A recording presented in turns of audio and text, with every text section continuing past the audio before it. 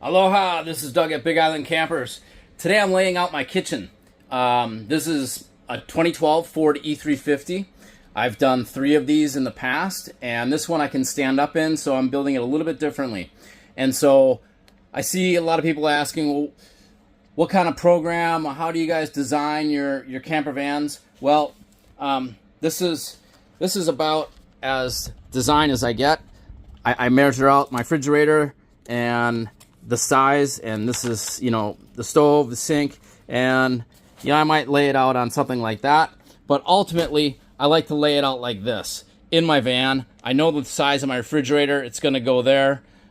Propane tank is in there. It gives me like an actual size of what I'm looking at. Stove, this is going to be the kitchen sink. There's other things that when you start laying it out and you start visualizing it, you start to see, like, how much room do I really need to access the bed? I'm sitting here in the driver's seat, and I'm like, okay, well, what about a table for myself and for the passenger seat?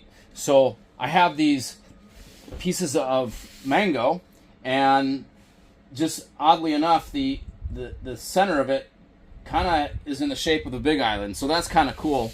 And I'm thinking, well, there's a number of ways to, like, get this to swivel in. Or anytime I go camping, as soon as I set up camp, I park. This thing, my bed is out there unless it's raining. So this is going to be the edge of my cabinet. So I'm thinking, boy, what about having something flip up like this and have more work area here? And I could have one on both sides, actually. And then I thought, oh, well, that would be cool if, I popped that up and then made breakfast, had coffee, and then slid this thing back in, and I can have breakfast in bed.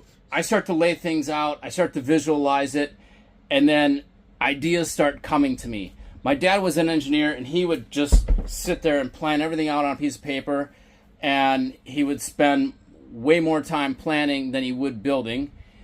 And there's pluses and minuses to that. I'm very different. I'm like, let's just start building and we'll figure it out.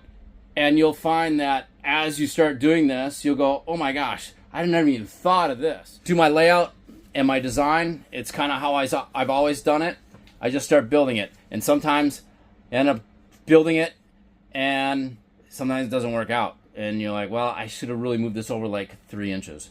So that happens, just the way it is when you do it this way. So, all right, aloha.